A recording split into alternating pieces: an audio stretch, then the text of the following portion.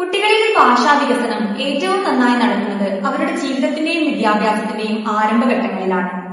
ഇത് മനസ്സിലാക്കിയുള്ള ഒരു ഭാഷാ വികസന ശൈലിയാണ് ഷിഹാബ് ഇംഗ്ലീഷ് സ്കൂളിൽ പിന്തുടരുന്നത്. കുട്ടികളിലെ ഇംഗ്ലീഷ്, ഹിന്ദി, മലയാളം എന്നീ ഭാഷകളിലെ ആശയവിനിമയം മികച്ചതാക്കുക എന്ന സ്വപ്നത്തിന് സാക്ഷാത്കാരം നൽകുകയാണ് ഇവിടുത്തെ പ്രഗത്ഭരായ ഏർലി ലാംഗ്വേജ് എഡ്യൂക്കേറ്റേഴ്സ് ടീം.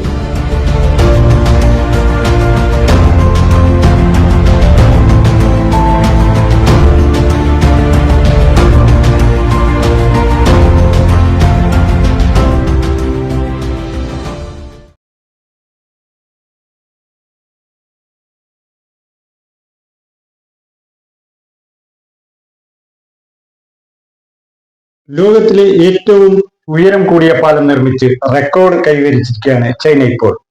3 വർഷത്തെ കഠിനാധ്വാനം കൊണ്ടാണ് ചൈന ഈ നേട്ടം ഇപ്പോൾ സ്വന്തമാക്കിയിരിക്കുന്നത്.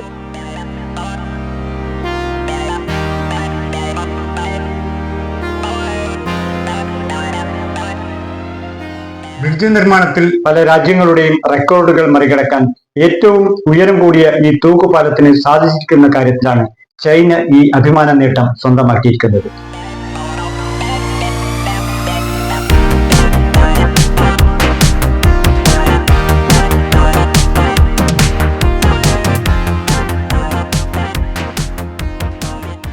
ചൈനയിലെ ഒറ്റപ്പെട്ടു കിടക്കുന്ന ഒരു പ്രവിശ്യയെ നഗരങ്ങളുമായി ബന്ധിപ്പിക്കാനാണ് ഉയരം കൂടിയ ഈ 2 മലകൾക്ക് മുകളിലൂടെ ഹുയാജിയാങ് എന്ന ബ്രിഡ്ജ് നിർമ്മിച്ച് എഞ്ചിനീയറിംഗ് രംഗത്ത് ചൈന കരുത്ത് തെളിയിച്ചിരിക്കുന്നത്. 3 ഈഫൽ ടവറിന്റെ തുല്യ ഭാരമുള്ള സ്റ്റീൽ ട്രസ്റ്റുകൾ വെറും 2 മാസം കൊണ്ടാണ് ഈ പാലത്തിനു വേണ്ടി സ്ഥാപിച്ചത് എന്നതും ഏറെ ശ്രദ്ധേയമാണ്.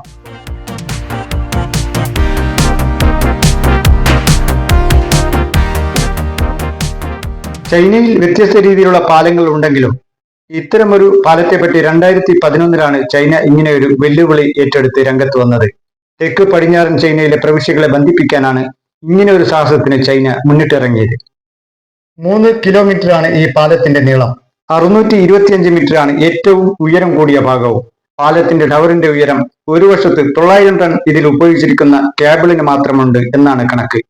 ചൈനയിലെ പ്രകൃതി രമണീയമായ വിയാസോ എന്ന പർവ്വതനിരകളും മരുപ്പച്ചകളും താഴ്വാരങ്ങളും അരുവികളും വെള്ളച്ചാട്ടങ്ങളും ഒക്കെയുള്ള ഈ പ്രദേശത്തേക്ക് എത്തിപ്പെടുക ഏറെ പ്രയാസകരമായിരുന്നു നിലവിൽ.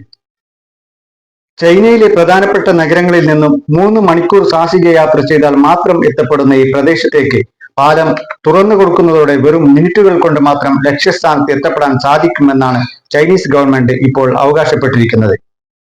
കുന്നുകളും മലകളും നിറഞ്ഞ ഈ ഭൂപ്രകൃതിയിലൂടെ റോഡുകൾ നിർമ്മിക്കുക എന്നത് ഒരിക്കലും സാധ്യമല്ലാത്ത കാര്യമായിരുന്നു. മാത്രമല്ല, ഗുയാസു എന്ന ഈ പ്രദേശത്തെ ജനങ്ങൾ തീർത്തും ഒറ്റപ്പെട്ട അവസ്ഥയിലുമായിരുന്നു. ഈ വർഷം ജൂണിൽ പാലം തുറന്നു കൊടുക്കുന്നതോടെ ചൈനയിലെ ടൂറിസം രംഗത്തും വലിയ പുരോഗതി കൈവരിക്കാനും ചൈനയിലെ സാമ്പത്തിക രംഗത്ത് വലിയ നേട്ടം കൊയ്യാനും ഇതുവഴി സാധിക്കുമെന്ന കാര്യത്തിൽ സംശയമില്ല.